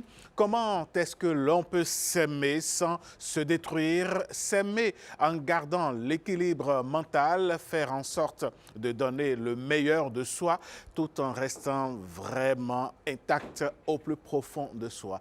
La Danone nationale est déjà à mes côtés. Danone, bonjour. Bonjour, Sochoum. Comment vous portez-vous ce matin? Ah oui, ça va, super bien, par la grâce de Dieu. Ça marche. La Moi-même, santé je me mentale, porte bien. Ma santé discussions. mentale aussi se porte bien. Oui. Et c'est jusqu'à justement nouveau de ça. désordre. Sacrée heureuse. Alors, vous avez décidé de parler Bien sûr, donc, de la comment est-ce que l'on peut se donner dans une relation sans se détruire. Franchement. Et le commentaire, on a proposé une réflexion en quelque sorte sur le sujet. Avant de retrouver notre psychiatre, on a eu un psychologue la dernière fois. Aujourd'hui, on va recevoir un psychiatre ou une psychiatre sur le sujet pour beaucoup nous conseiller et surtout nous aider à prévenir cette tension en quelque sorte conjugale. On suit cette petite réflexion et on revient.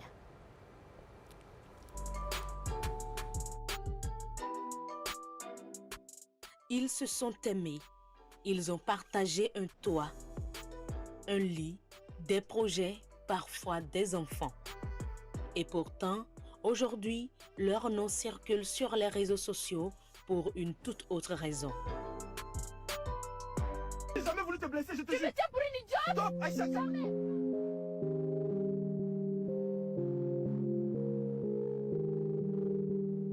Femme battue par son mari, homme poignardé par son épouse, conjoint tué par celle ou celui qui jurait l'aimer, des drames qui dépassent l'entendement.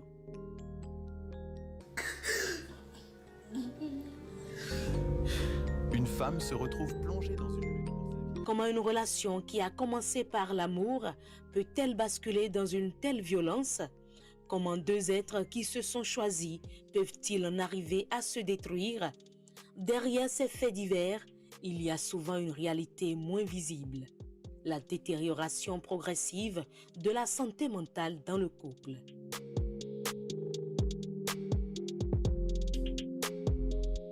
Jalousie excessive, dépendance affective, frustration accumulée, silence, colère non exprimée et souffrance ignorée. Quand le mal-être s'installe, ce ne sont plus seulement des disputes de couple, ce sont des signaux d'alerte psychologiques que l'on ne reconnaît pas ou que l'on banalise. Et chaque jour, les réseaux sociaux nous rappellent ces drames, comme une triste répétition.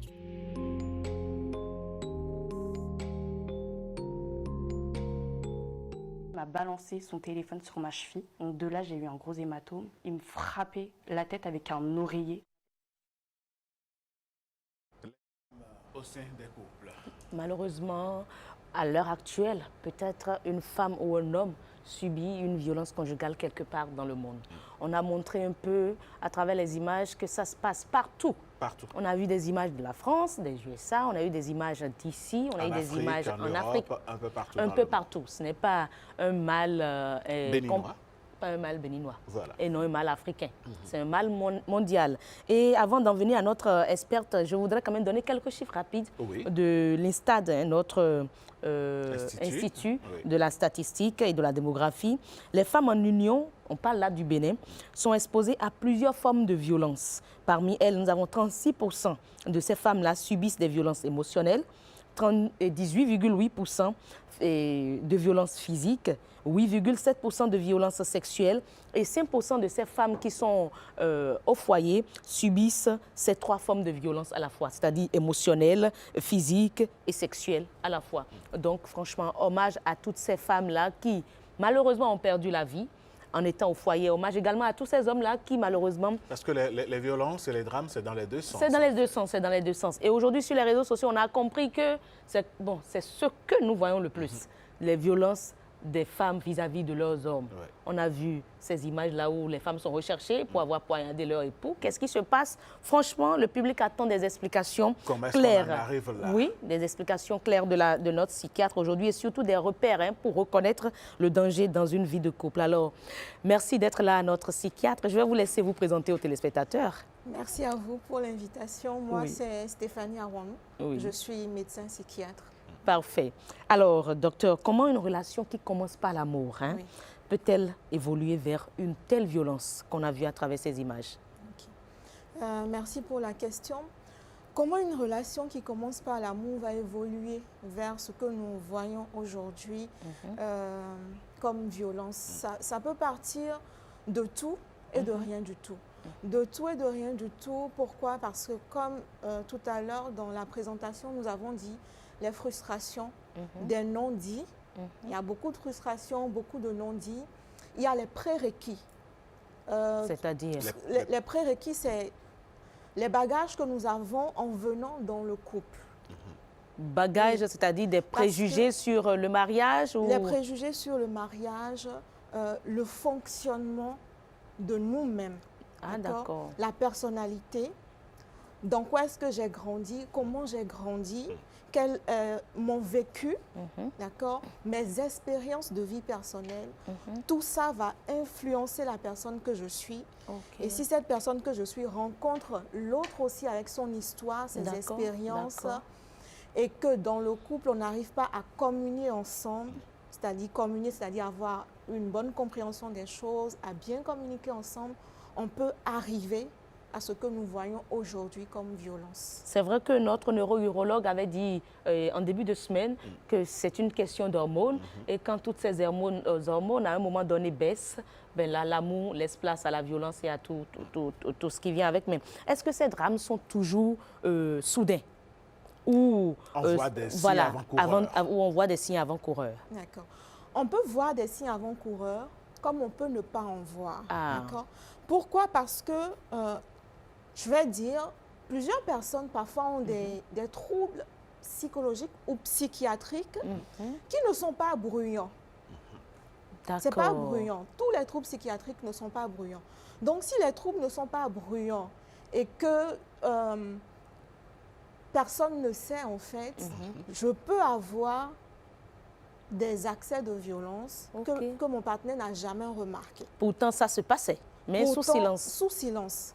Est-ce qu'on peut avoir des infos ou des idées de ces troubles qui se passent sous silence? Par exemple, je suppose, par exemple, une personne a un trouble de la personnalité. Parce qu'il faut faire la différence entre les traits de personnalité et le trouble de la personnalité. Qu'est-ce que vous mettez dans le trouble de la personnalité? Le trouble, c'est lorsque mes différents traits de personnalité vont créer, d'accord, une forme de pathologie, d'accord, qui va être un problème pour la société, pour mon entourage. D'accord, d'accord. Là, on peut mettre la bipolarité dedans? Le trouble bipolaire. Bipolaire, oui. D'accord. Mais pour que le trouble bipolaire... C'est un cas parmi tant d'autres. Oui, c'est un cas parmi tant d'autres. Pour qu'il y ait violence au niveau du trouble bipolaire, ça veut dire que la personne est en train de faire, par exemple, une crise d'hypermanie. Et c'est dans cette crise d'hypermanie qu'elle va avoir des troubles du comportement. Et aussi, je peux faire une pathologie psychiatrique. Par exemple, si je fais une schizophrénie, il y a plusieurs formes de schizophrénie. Je peux avoir ce qu'on appelle un trouble schizoaffectif, type dépressif ou type bipolaire. Si dans le trouble schizoaffectif, type dépressif ou type bipolaire, par exemple, je fais une phase où c'est une phase de psychose, d'accord, de schizophrénie, à un moment donné, je vais présenter des troubles du comportement. D'accord. Mais l'autre qui est venu dans ma vie ne m'a pas connue. Avec ces troubles-là. Avec ces troubles-là. Et peut-être l'entourage ou la famille aussi n'a pas eu le courage d'informer la personne que telle personne a une pathologie psychiatrique. Donc ça peut créer des violences. Docteur, dites-nous, dans le couple, à quel moment il faut commencer par s'inquiéter quand les colères ou le renfermement deviennent répétitifs? Déjà dès le début. Pourquoi est-ce que dès le début? Parce qu'on est ensemble, de simples discussions, peut-être j'entends « je vais te gifler »,« tais-toi, tu ne me sers à rien », ça c'est déjà de la violence verbale. Donc c'est des mots qui peuvent titiller. On a des enfants, pour de petites choses que les enfants font, je fais face à de grandes colères.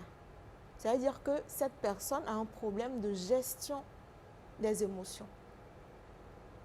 Ou bien, si c'est un homme, il vient à la maison, le repas n'est pas prêt, et parce que le repas n'est pas prêt, il s'énerve au point, par exemple, de casser quelque chose. Il casse parce qu'il est énervé, il est en colère contre sa femme qui n'a pas su peut-être organiser les choses à temps. Donc, il y a un problème de gestion des émotions. Donc, c'est de petites choses dans notre quotidien. Et déjà, dès le départ, il ne faut pas se dire que, bon, ça va passer. Voilà, il ne faut pas se dire que ça va passer. Je dis toujours, l'amour ne fait pas tout. Et l'amour ne fait pas le couple. Qu'est-ce que vous mettez dans ça? L'amour ne fait pas le couple? L'amour ne fait pas le couple, ça veut dire qu'on peut s'aimer. Oui. Mais de par nos comportements, de par notre raisonnement et notre manière de penser, de faire les choses, ne pas pouvoir rester ensemble et être un danger pour l'autre, être un danger pour l'entourage, être un danger pour le couple et pour nous-mêmes. C'est ça, c'est ça. Mais la jalousie, je vais appeler ça peut-être excessive. Est-ce que c'est un signe d'amour ou un signal de danger? Voilà, ou un facteur de danger dans le couple. Déjà, quand vous sortez le mot excessif, ça veut dire que c'est déjà un facteur de danger. Tout excès nuit. Voilà, parce que derrière une jalousie excessive, je peux aller rechercher une personne qui a des pervers narcissiques, je peux aller rechercher une personne psychopathe, je peux aller rechercher une personne qui a des traits de personnalité paranoïque. D'accord. Pardon, paranoïaque. D'accord. Et souvent, on a tendance à être calqué sur le pervers narcissique, le psychopathe. On oublie le paranoïaque, qui lui, vraiment, c'est plus... il contrôle, mais il interprète beaucoup les faits, les actes, les gestes. Je croise un collègue... Moi, je peux dire qu'il y en a plein, il y a plein de parano aujourd'hui sur les réseaux. Je croise un collègue qui me salue, qui me sourit. Oui. Il peut se dire, ah, pourquoi il te sourit? Qu'est-ce que vous faites ensemble? Et du trait de personnalité paranoïaque, je peux arriver à un délit paranoïaque. Et donc, la personne va construire quelque chose comme si elle était réelle, alors que c'est totalement faux. Mais les autres vont croire parce que ça aura une suite tellement logique que si on ne nous suit pas, qu'on ne nous accompagne pas, on ne saura pas que, attention, ben, le monsieur il n'a pas raison ou bien cette dame elle n'a pas raison. Mais est-ce que la dépendance affective également peut être un signal d'alerte ou une marque d'attention?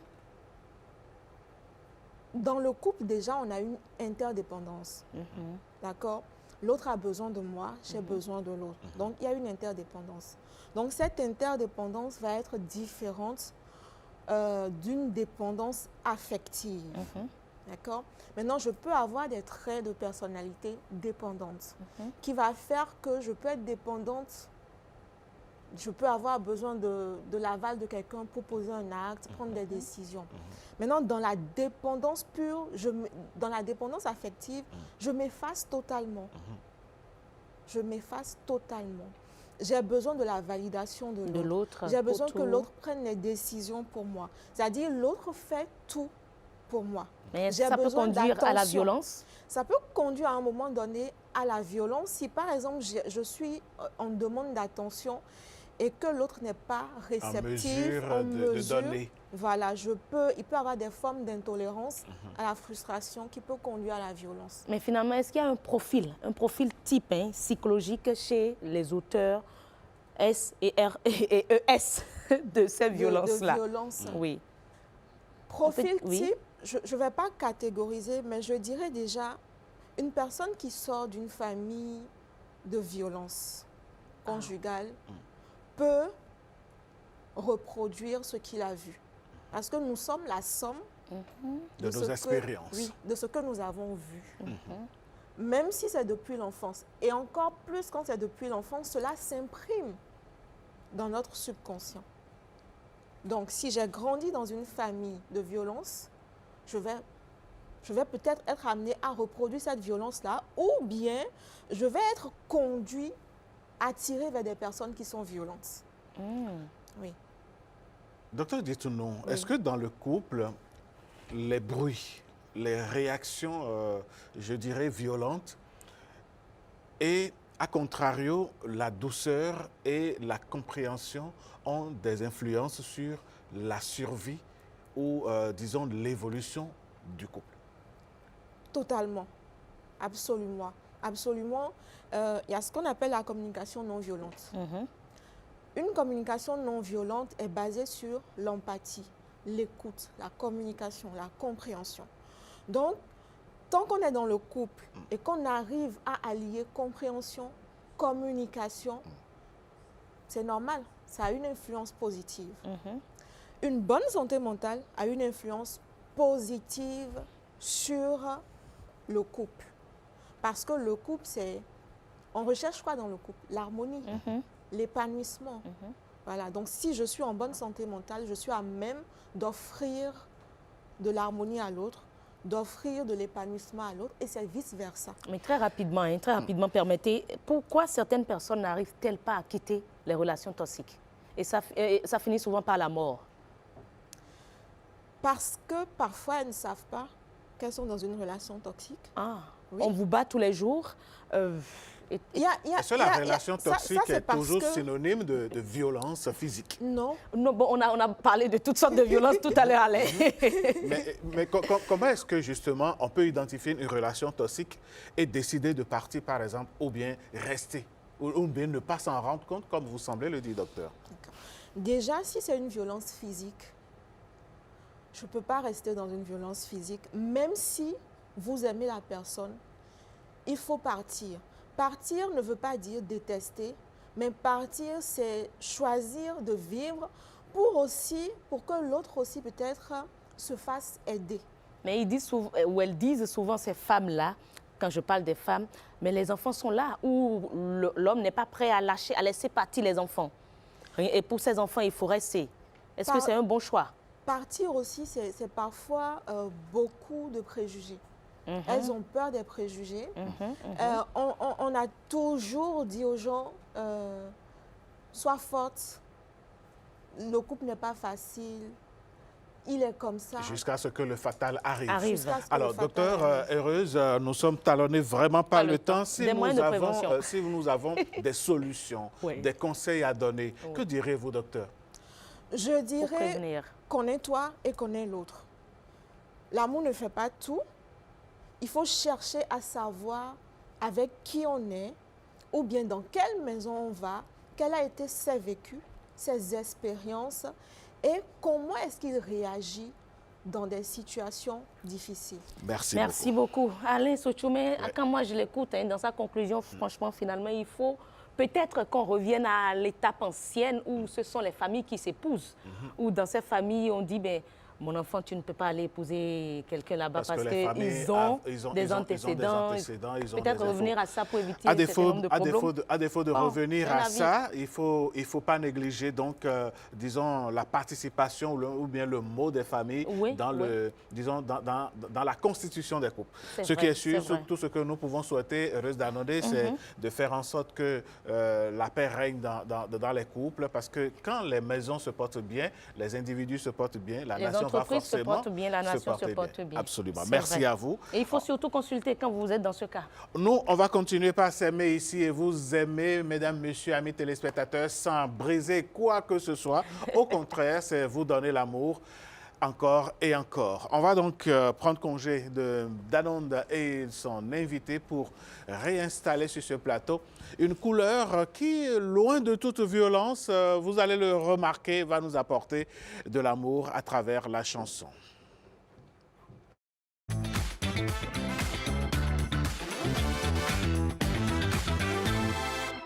Quelle est la place de la chanson dans l'amour? Comment est-ce que l'on peut maintenir la flamme de l'amour tout en écoutant de la bonne musique, de bons messages, je vais dire? La question va être au centre des discussions avec l'invité de La Fine Fleur. Amandine Aniaboso, bonjour. Bonjour à vous, Alain. Comment allez-vous? Ça va bien chez vous? Ça va super bien. Et comme vous l'avez dit, on va recevoir sur ce plateau un lover que j'installe avec cet élément.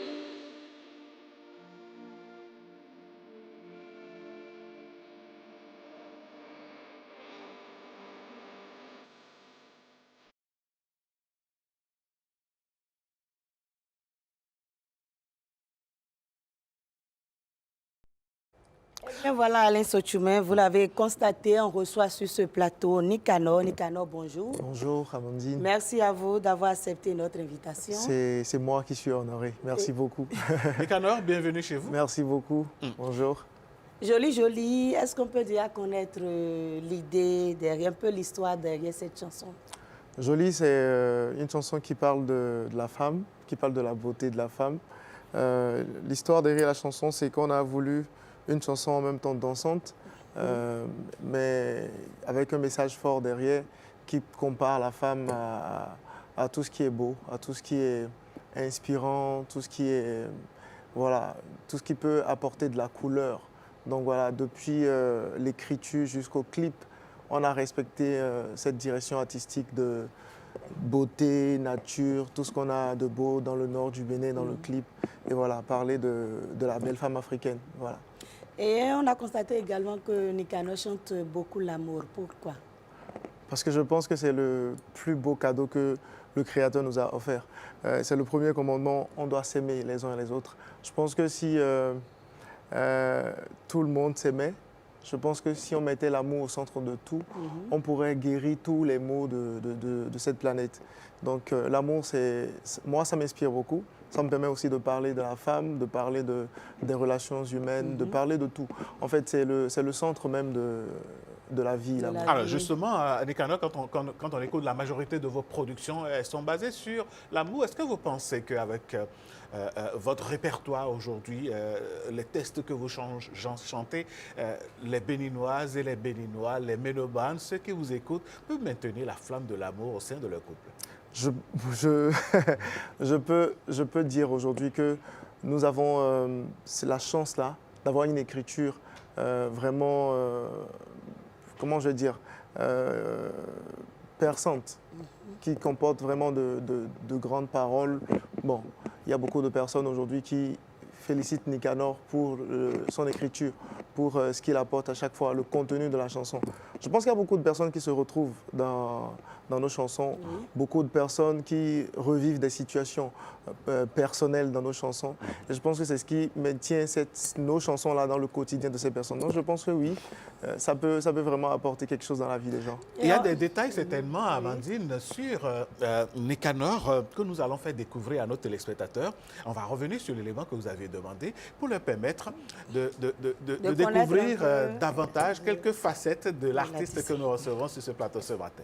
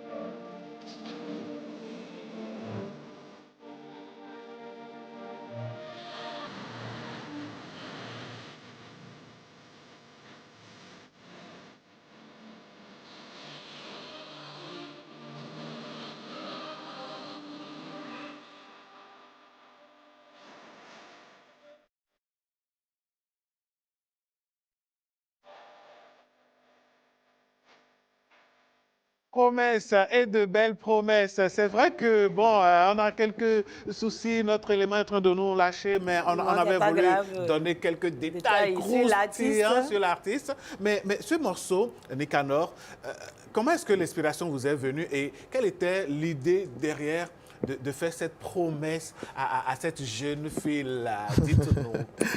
Bon, il faut dire que Jolie, déjà, j'ai écrit cette chanson en pensant à la femme africaine, de façon générale. Ce n'est pas par rapport à quelqu'un de façon précise, c'est beaucoup plus par rapport à la femme africaine. Et comme j'ai dit tantôt, on voulait écrire une chanson en même temps avec un texte poignant, mais dansant, genre une chanson vraiment dansante. Donc voilà, l'inspiration est venue comme ça, penser à la femme, comparer la femme au jour, au lever du soleil, tu prêtes ta beauté. Qui apporte les rayons du soleil, voilà, qui éclairent le monde, exactement, qui apporte de la chaleur. C'est ça, exactement. Donc je me suis dit, voilà, il faut écrire quelque chose de simple, quelque chose qui dit vraiment ce que tu as envie de dire. Oui. Donc voilà, donc l'inspiration est venue comme ça. Et nous sommes justement à la veille de la fête de la Saint-Valentin et votre dernière sortie, Une vie, on peut dire que ça cadre très bien avec cette actualité. Oui, oui, parce que ça parle d'amour et puis la Saint-Valentin aussi, c'est l'amour. Une vie, c'est une chanson qui vient comme l'acte numéro 1 d'un projet Guerrier Poète qu'on a lancé début cette année-là, donc voilà, qui va s'étendre sur plusieurs actes. Et donc Une vie, ça parle aussi d'amour, ça parle de tout ce qui est bien dans la vie de couple et en même temps tout ce qui parfois peut constituer, bon, voilà, tout ce qui peut constituer parfois des freins. Et puis voilà, avoir envie de vivre une vraie relation, une vraie histoire d'amour et se demander qu'un jour ça peut aussi prendre fin. Et se rendre compte que bon, voilà, peut-être qu'une vie ne suffirait pas pour s'aimer, qu'on aurait peut-être besoin de vivre toujours et encore. On va suivre un peu l'esprit de cette chanson.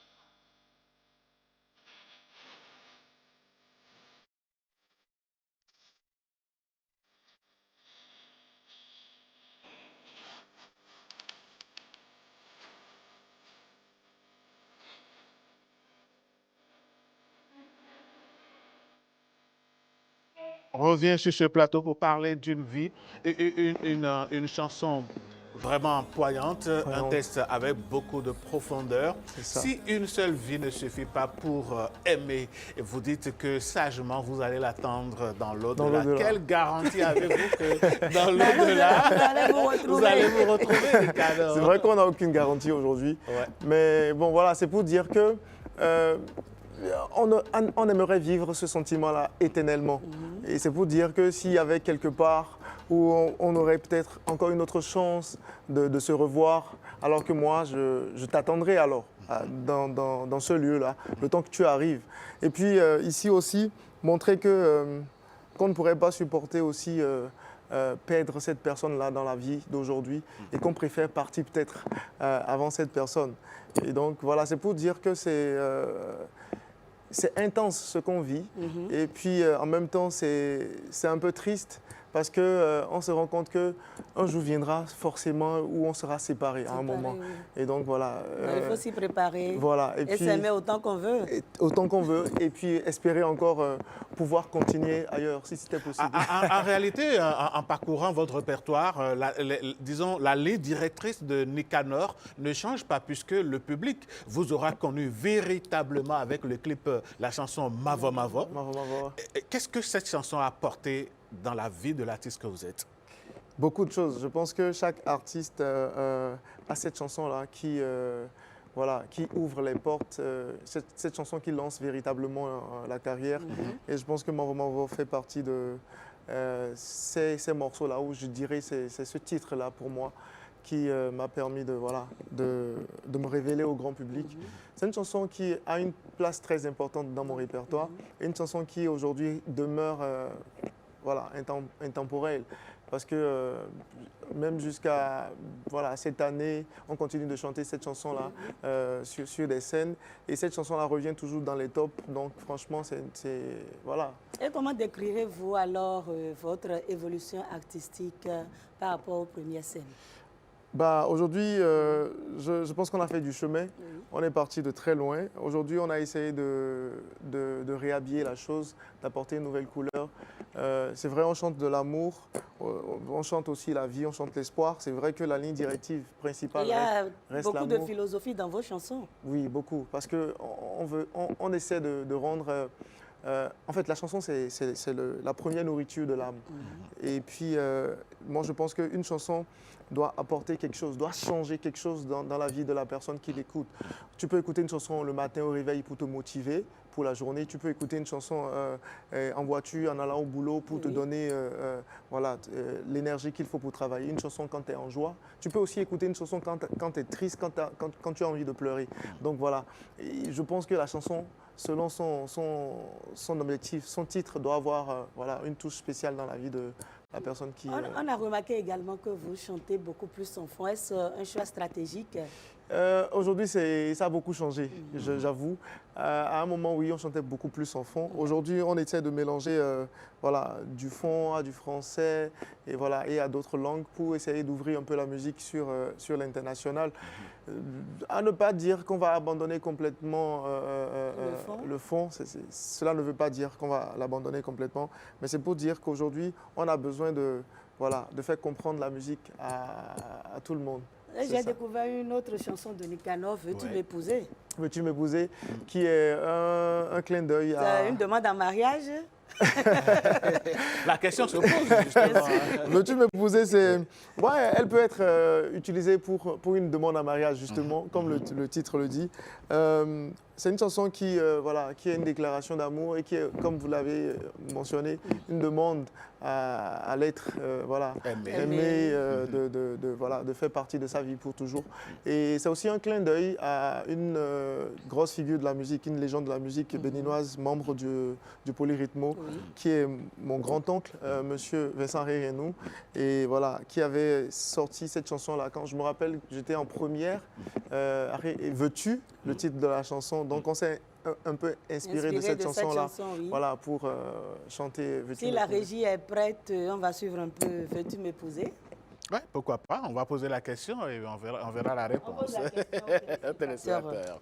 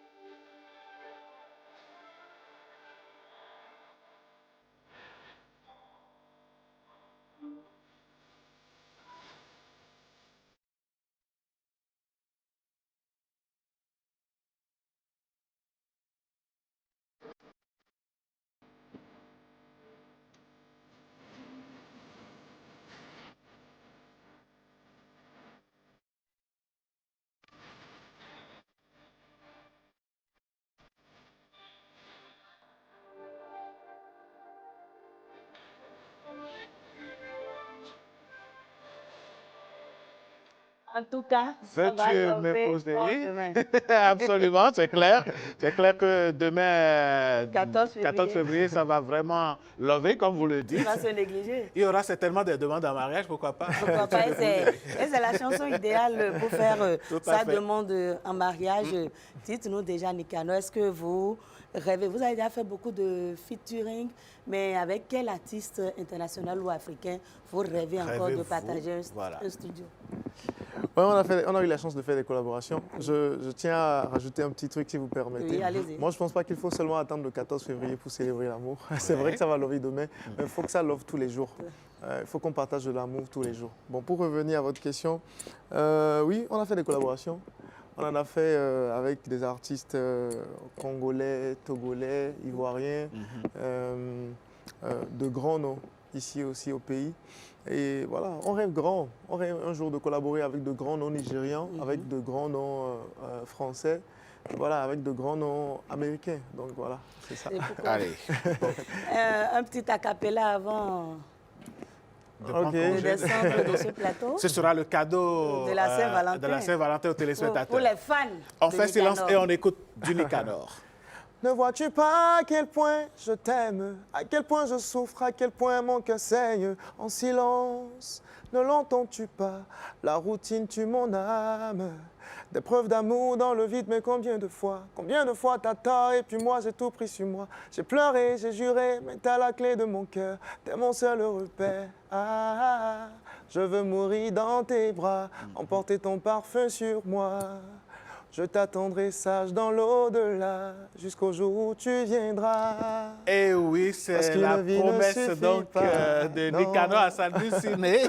Et donc, quelqu'un s'imagine peut-être demain, pourquoi pas, en train d'offrir cette chanson à son amour. C'est ce qu'il faut faire. C'est ce qu'il faut partager faire de l'amour tous les jours, en tout temps, en tout lieu. Allez. Nicanor, merci beaucoup à vous. C'est moi, merci beaucoup. Merci à vous, Amandine, d'avoir illuminé. Merci, puisque c'est le dernier numéro de cette semaine. Mais avant de boucler ce numéro, justement, on va continuer par parler d'amour, mais d'amour en ligne avec Éducation Média. Est-ce qu'il faut véritablement exposer son amour en ligne? Est-ce de la valorisation ou de la fragilisation? On va en parler avec Marvin qui s'installe sur ce plateau.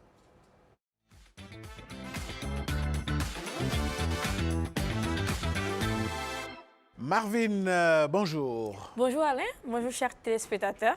On se pose la question ce matin de savoir si exposer son couple, sa vie relationnelle, sa vie amoureuse en ligne sur les réseaux sociaux, est-ce une manière de la valoriser ou de la fragiliser? J'aimerais bien répondre, mais j'ai préféré demander à mes amis jeunes qu'on va suivre à travers cet élément. D'accord.